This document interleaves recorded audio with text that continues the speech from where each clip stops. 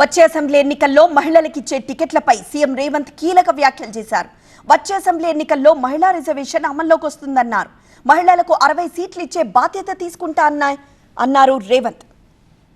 ఇందిరమ్మ రాజ్యంలో ఆడబిడ్డలు ఆత్మగౌరవంతో నిలబడేలా చర్యలు తీసుకుంటామని చెప్పారు ఆయన.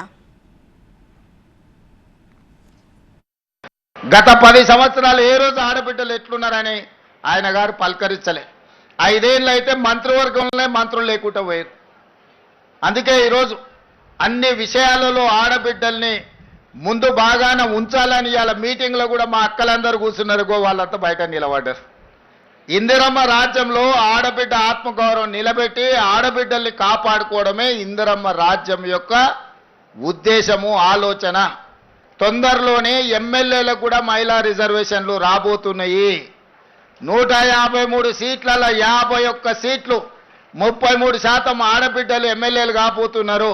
ఈ 51కి ఇంకొక 10 అదనంగా కలిపి 60 సీట్లు ఆడబిడ్డలకు ఇచ్చే బాధ్యత నేను తీసుకుంటా. మిమ్మల్ని గుర్తించి మీకు ఎమ్మెల్యే టికెట్లు ఇచ్చడమే కాదు, మిమ్మల్ని గెలిపించుకునే పూచి కూడా నా